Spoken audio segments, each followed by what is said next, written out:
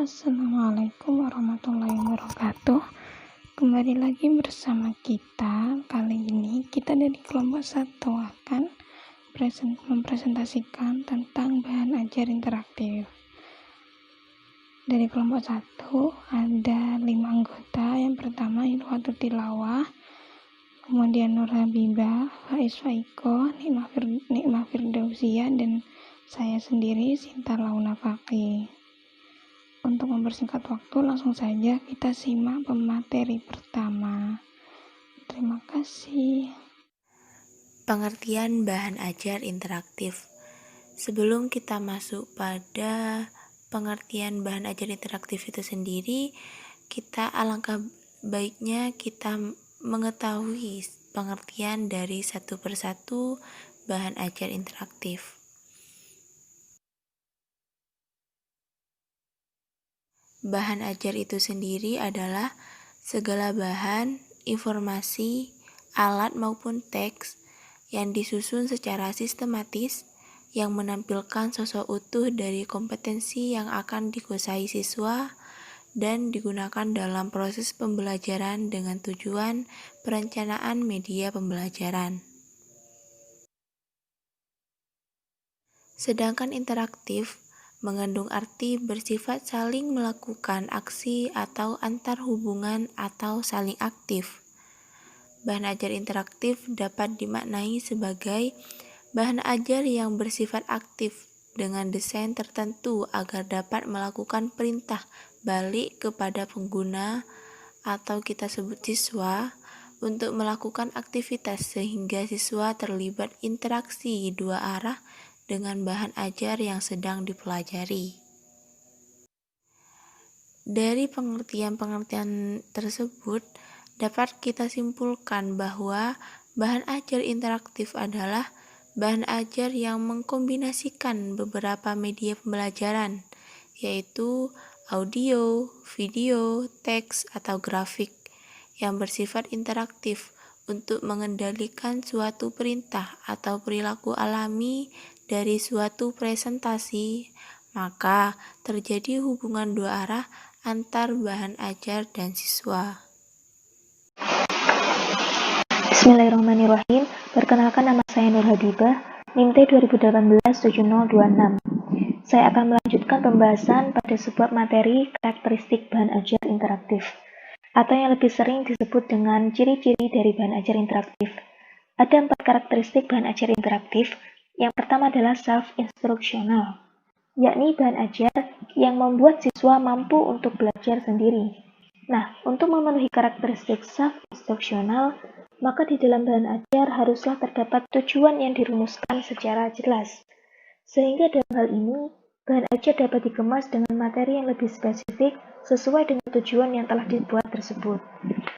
Untuk karakteristik yang kedua adalah adaptif, yakni bahan ajar yang memiliki daya adaptif tinggi terhadap ilmu pengetahuan dan teknologi. Nah, untuk memenuhi karakteristik bahan ajar interaktif adaptif, maka di dalam bahan ajar haruslah memuat materi-materi yang dapat menambah pengetahuan siswa terkait perkembangan ilmu pengetahuan dan teknologi. Untuk yang ketiga adalah user-friendly, yakni bahan ajar yang memuat instruksi yang jelas, di mana di dalam instruksi tersebut terdapat informasi yang ditampilkan dengan tujuan untuk membantu peserta didik dalam memahami materi yang disampaikan. Nah, untuk karakteristik yang terakhir adalah mandiri, yakni bahan ajar yang memuat seluruh mata pelajaran dari satu unit kompetensi atau subkompetensi. Nah, sehingga dalam hal ini bahan ajar haruslah memuat seluruh materi yang akan disampaikan. Sekian pembahasan kita mengenai karakteristik bahan ajar interaktif. Terima kasih. Perkenalkan, saya Faiz Faiko, NIM T 2018-7031. Di sini saya akan melanjutkan pembahasan yaitu contoh bahan ajar interaktif. Nah, dalam contoh bahan ajar interaktif, yang pertama ini ada animasi stop motion. Animasi stop motion biasa digunakan oleh para guru agar siswa tidak merasa bosan dan monoton dalam proses pembelajaran. Nah, seperti pada slide selanjutnya, di sini saya sudah tampilkan contoh dari animasi stop motion. Nah, bisa kalian lihat di situ ada animasi jaring-jaring balok.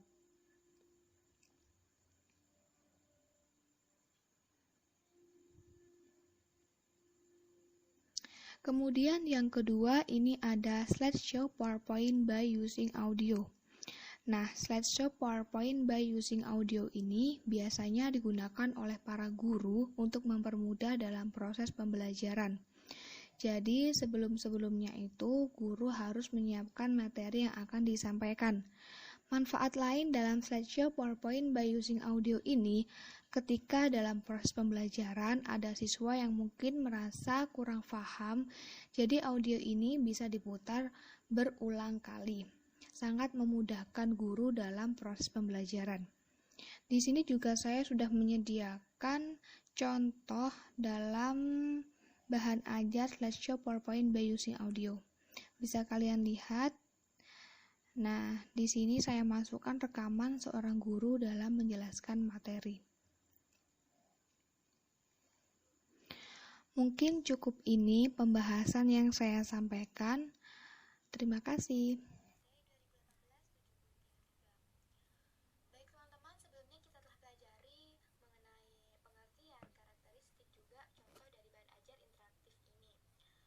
Selanjutnya kita akan membahas mengenai kelebihan dari bahan ajar interaktif ini. Ada beberapa poin yang ingin saya bagikan terkait kelebihannya. Namun perlu kita ketahui sebelumnya bahwa bahan ajar interaktif ini dapat kita temukan dalam bentuk CD interaktif yang dalam pembuatan serta penggunaannya tidak lepas dari perangkat komputer. Karena itu bahan ajar interaktif ini termasuk bahan ajar yang berbasis komputer. Kita masuk pada kelebihan yang pertama ya teman-teman, yaitu interaktif dengan peserta didik. Dalam pembuatan bahan ajar interaktif ini tentu didesain agar bagaimana dapat melakukan perintah balik kepada peserta didik untuk melakukan suatu aktivitas. Jadi peserta didik ini akan terlibat interaksi dua arah dengan bahan yang sedang ia pelajari. Maka secara tidak langsung bahan ajar interaktif ini mendorong siswa untuk bersikap lebih aktif dalam proses pembelajaran. Kemudian yang kedua, dapat mengontrol hardware media lain. Nah, hardware di sini dapat kita definisikan sebagai alat pembantu atau alat pendukung ya. Jadi pengontrolan yang dimaksud di sini di mana ketika media pembelajaran itu disuguhkan kepada peserta didik dengan alat-alat bantu atau alat-alat pendukung tersebut, bahan ajar interaktif ini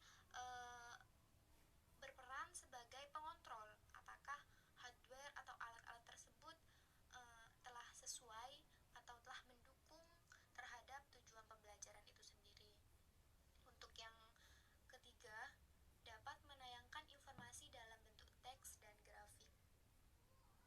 Nah, seperti yang kita ketahui di awal ya teman-teman, bahwa bahan ajar interaktif ini berbasis komputer, jadi erat kaitannya juga dengan jejaring internet. Nah, di situ kita dapat mengakses tampilan-tampilan informasi dalam bentuk teks dan grafik yang lebih menarik agar mendukung juga suasana dan kondisi siswa dalam proses pembelajaran agar lebih menarik dan lebih hidup. Kemudian yang selanjutnya, dapat mengelola laporan dan respon peserta didik. Nah, ketika bahan ajar interaktif ini disuguhkan, tentu akan ada respon atau laporan yang diterima oleh pendidik tentang bagaimana timbal balik dari bahan ajar interaktif ini. Kemudian setelah diperoleh respon dan laporan tersebut, dengan bahan ajar interaktif ini, pendidik juga dapat mengelola bagaimana untuk disesuaikan kembali dengan kondisi dan suasana kelas dalam proses pembelajaran. Kemudian untuk yang selanjutnya, dapat diadaptasi sesuai kebutuhan peserta didik. Teman-teman, karena bahan ajar interaktif ini berbasis komputer, maka akan ada juga kaitannya dengan akses internet. Nah, dari situ kita dapat mengakses fitur-fitur yang dapat membantu memudahkan kita dalam menyelesaikan dengan kebutuhan peserta didik. Karena itu peserta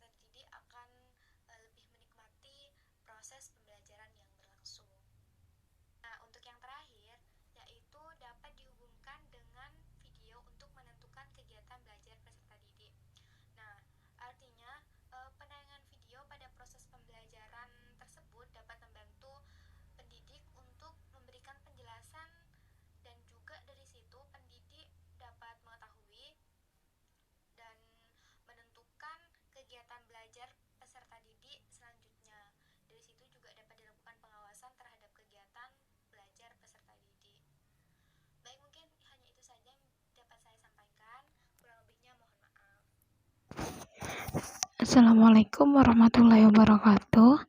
Saya Sinta Launa Fakri, NIM T 2018-7035, akan melanjutkan presentasi dari teman saya sebelumnya, yaitu saya akan menjelaskan tentang kekurangan bahan ajar interaktif. Yang pertama, memerlukan komputer dan pengetahuan program. Jadi, seorang guru yang hendak membuat bahan ajar interaktif itu harus memiliki pengetahuan tentang komputer dan pemrogramannya. Ketika seorang guru tidak memahami tentang komputer dan pengetahuan tentang programnya juga tidak ada, maka seorang guru akan kesulitan dalam membuat bahan ajar interaktif tersebut. Kemudian yang kedua yaitu membutuhkan hardware khusus untuk pengembangan dan penggunaannya. Maksudnya di sini kita membutuhkan suatu alat khusus untuk mengembangkan atau menggunakannya. Seperti contohnya ketika akan menampilkan PowerPoint, di layar lebar kita membutuhkan suatu proyektor dan juga suatu layar. Nah, itu menjadi kekurangan juga karena membutuhkan alat-alat khusus untuk menggunakan atau menampilkan PowerPoint-nya gitu, atau menggunakan bahan ajar interaktif yang sudah dibuat. Kemudian yang ketiga yaitu resolusi untuk image grafik sangat terbatas pada sistem mikroprosesor. Maksudnya di sini resolusi untuk gambar grafiknya itu terbatas oleh sistem CPU-nya. Mikroprosesor itu sistem CPU yang ada dalam komputer, jadi hanya sebatas gambar saja yang tidak bisa disentuh atau diapa-apain, cuma bisa dilihat doang, seperti itu.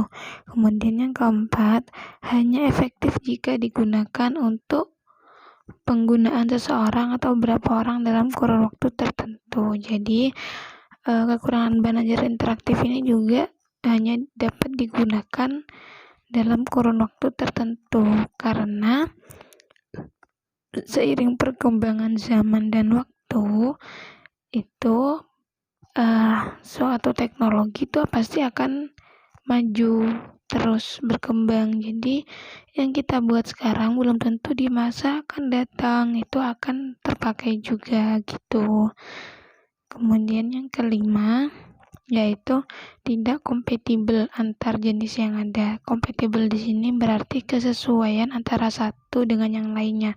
Nah, di sini tuh tidak terdapat kesesuaian antara berarti tidak dapat kesesuaian antara jenis yang ada. Jenis bahan ajar satu dengan yang lainnya itu tidak terdapat kesesuaian. Sekian dan terima kasih dari kami. Semoga bermanfaat. Wassalamualaikum warahmatullahi wabarakatuh.